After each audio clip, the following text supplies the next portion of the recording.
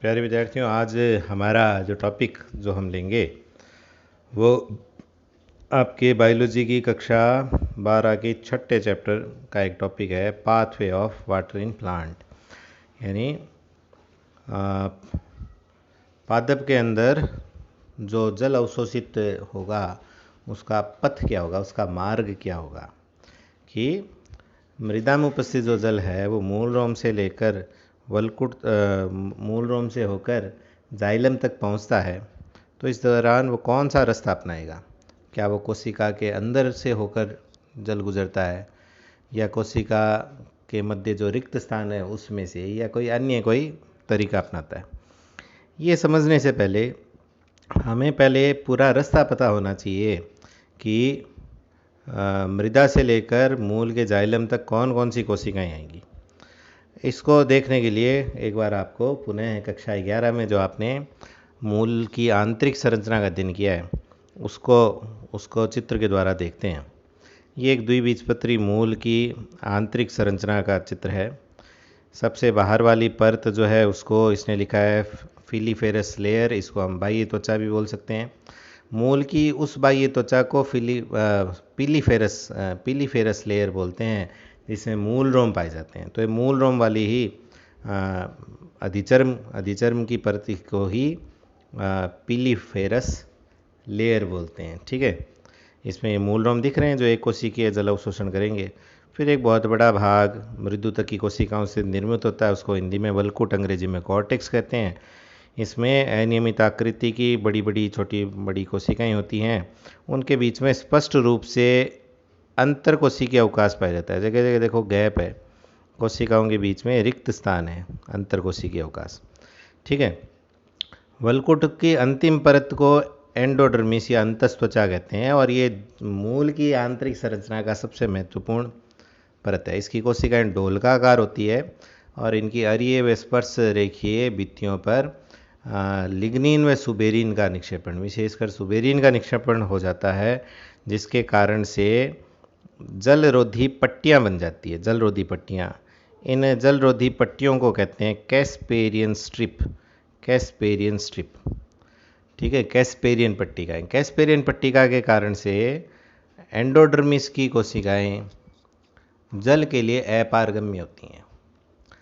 परंतु एंडोडर्मिस की वे कोशिकाएं जो प्रोटोजाइलम के सामने, ठीक है, ये जाइलम दिख रहा है आपको, एक ये जाइलम की कोशिकाएं, ये वाहिकाएं, वाहिनिकाएं, ये चार ये जाइलम दिखाया, और बीच में ये एक अन्य रंग से आपको दिखाते हैं। ये जो बीच में दिख रहा है इतना, ये फ्लोएम दिख रहा है, जिसको मैंने ग्रीन कलर से मैं कलर कर रहा हूँ और किताब में ब्लू कलर से। चार ही जाइलम, चार ही फ्लोएम दिखाए गए है ना। आपको याद होगा द्विबीजपत्री मूल के संवहन पुल, द्विबीजपत्री हो जाए एक बीजपत्री मूल हो, उनके संवहन पुल अरीय प्रकार के होते हैं, रेडियल प्रकार के होते हैं। ठीक है, एक ही त्रिज्या में जाइलम और फ्लोएम स्थित नहीं होते हैं, और द्विबीजपत्री मूल में संवहन पुलों की संख्या 6 तक होती है, 6 तक, और एक बीजपत्रियों में 6 से अधिक होती है, एक बीजपत्रियों में 6 से अधिक होती है। ये आपने सब 11वीं कक्षा में पढ़ा है। तो इसमें 4 दिखाए हैं। फिर एक ये भी आपने पढ़ा है कि मूल के अंदर जो जाइलम होता है वो बाह्य आदिधारक होता है, एक्सार्क कंडीशन। बाह्य आदिधारक मतलब प्रोटोजाइलम बाहर की तरफ होता है। तो मैं कह रहा था कि जाइलम की एंडोडर्मिस की वे कोशिकाएं जो प्रोटोजाइलम के ठीक सामने स्थित है, ये एंडोडर्मिस की परत दिखाई गई है सबसे बाहर वाली।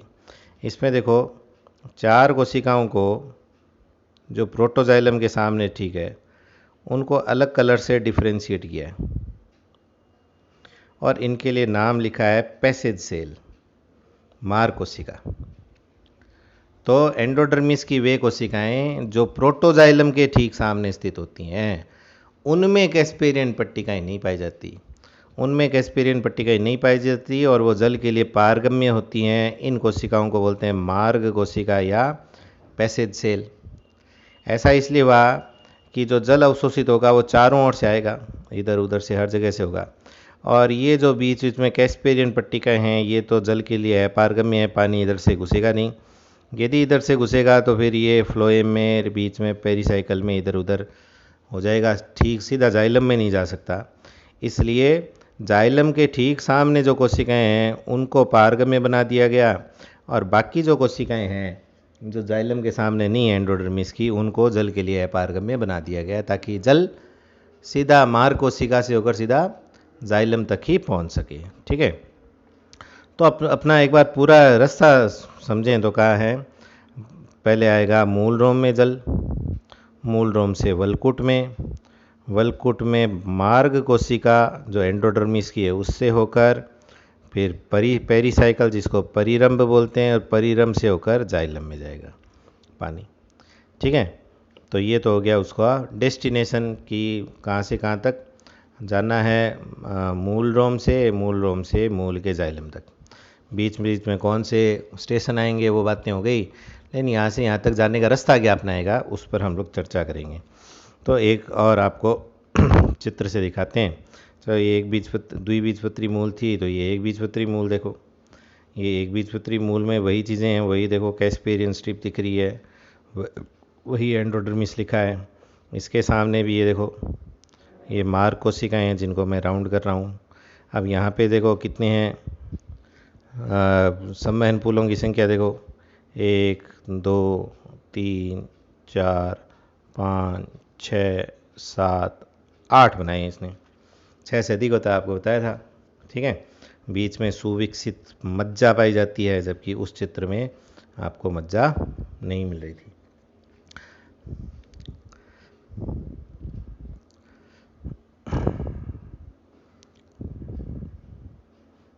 ये देखिए, अब इस रास्ते से समझते हैं हम लोग।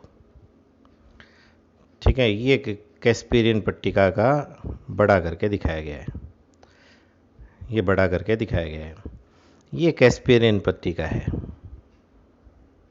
ऐसे इधर से इधर से दिखाया है, और इस पहले वाले चित्र में ऊपर भी चारों ओर से दिखाया गया है। ये कैस्पेरियन पट्टिका, और ये कैस्पेरियन पट्टिका इनको जलरोधी बना रही है।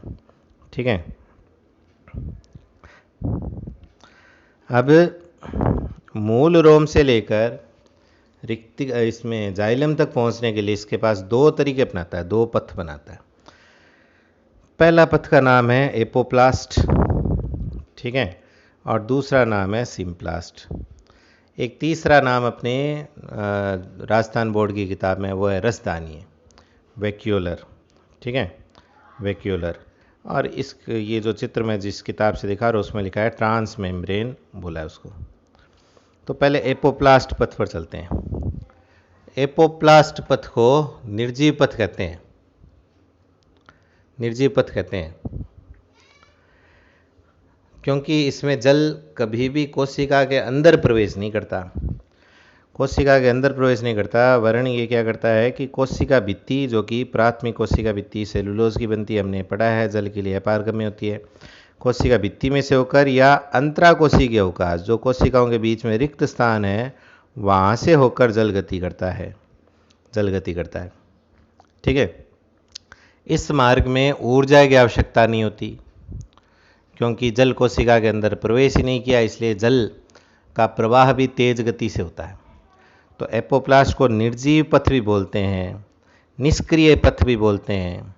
निर्जीव पथ इसलिए बोला क्योंकि कोशिका के अंदर प्रवेश नहीं करता, इसलिए निर्जीव।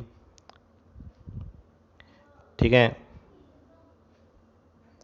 निष्क्रिय पथ इसलिए बोला क्योंकि ऊर्जा खर्च नहीं हुई, और जल का प्रवाह तेज गति से होता है।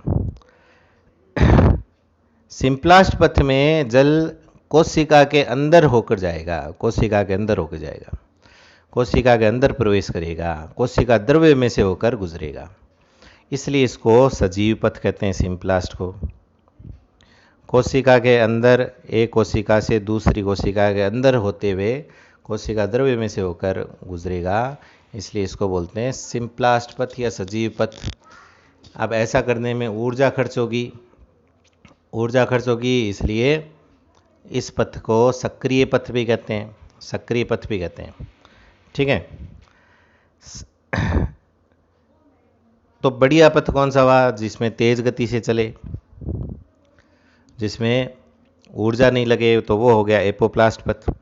एपोप्लास्ट पथ के साथ में समस्या ये है कि एपोप्लास्ट पथ केवल और केवल मूल रोम से लेकर वलकुट के अंतिम परत तक हो सकता है। चूंकि आगे एंडोडर्मिस में कैस्पेरियन पट्टिका है, इसलिए मार कोशिका के अंदर जल को प्रवेश करना ही होगा। तो एपोप्लास्ट एंडोडर्मिस से बाहर बाहर ही हो सकता है। मार कोशिका से लेकर जाइलम तक निश्चित रूप से सिम्प्लास्ट पथ होगा। सिम्प्लास्ट पथ प्रारंभ से लेकर लास्ट तक हो सकता है। ये इस चित्र में जैसे दिख रहा है आपको, ये कोशिका के अंदर से तीर का निशान दिखा रहा है ना, कोशिका के अंदर से होकर जा रहा है। तो ये प्रारंभ से लेकर अंत तक हो सकता है। अब अपने बुक में जो चित्र है उस पर चर्चा करते हैं, फिर एनसीईआरटी में थोड़ा ज़्यादा स्पष्ट चित्र उसमें। ये देखो, बुक में एक और आपके बताया है वैक्यूलर पाथवे, ठीक है। अब अंतर साधारण से बताया, इस चित्र में अपने दिख रहा है जो कोशिका भित्ति में से होकर जा रहा है, जिसको ऐसे दिखाया गया है, ये तरीका, ठीक है, ये वाला, तो वो तो है एपोप्लास्ट जो कोशिका भित्ति में से होकर जा रहा है। जो कोशिका झिल्ली में से होकर अंदर घुसता है पानी, जिसको सीधी ठोस लाइन से दिखाया गया है, ये दूसरा, इसको होता है सिम्प्लास्ट।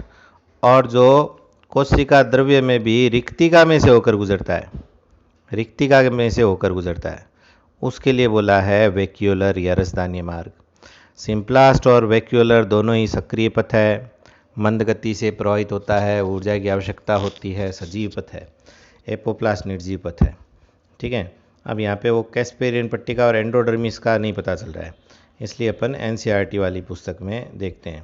ये देखो, इस चित्र को देखते हैं ध्यान से, ठीक है। इस चित्र में पहली कोशिका बनाई है एपिडर्मिस, फिर वलकुट, फिर ये एंडोडर्मिस। एंडोडर्मिस में दोनों तरफ कैस्पेरियन पट्टिका दिखाई है, और ये परिरंभ और लास्ट में जाइलम, ठीक है। सभी परतों का उल्लेख कर दिया है। अब कोशिका भित्ति में से होकर जो जा रहा है वो तो हो गया एपोप्लास्ट, ठीक है। और कोशिका द्रव्य में से होकर गुजर रहा है वो हो गया सिम्प्लास्ट। ये बीच वाला सिम्प्लास्ट चल रहा है, ये हो गया सिम्प्लास्ट। अब यहाँ पर ध्यान देते हैं, यहाँ से क्या हुआ, देखो ये बीच में से जो आ रहे हैं सिम्प्लास्ट वाले तीर के निशान, वो तो सीधे जा रहे हैं, यानी सिम्प्लास्ट प्रारंभ से लेकर लास्ट तक हो सकता है। अब ध्यान देंगे एपोप्लास्ट वाले पर, जो कोशिका भित्ति में से होकर आ रहा है, अधिचर्म में तो आया, फिर उसके बाद में इसमें भी से भी जा रहा है, ये वलकुट में से। लेकिन जैसे ही एंडोडर्मिस शुरू हुआ, वैसे ही देखो इसको अंदर घुसना ही पड़ा है। इसका मतलब एपोप्लास्ट पथ मूल रोम से लेकर वलकुट के अंतिम परत तक हो सकता है।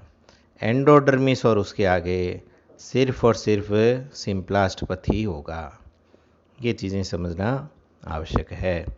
इन चीज़ों को आपके नोट्स में भी दर्शाया है मैंने, ठीक है। ये समझिए आप ध्यान से, सिम्प्लास्ट, एपोप्लास्ट वगैरह। और कल फिर हम लोग इस पर इसकी जल अवशोषण की कार्य प्रणाली पर चर्चा करेंगे, ठीक है। और संभवतः अपने एक बार बुक में देखते हैं, संभवतः अपना ये पूर्ण भी हो जाएगा चैप्टर फिर।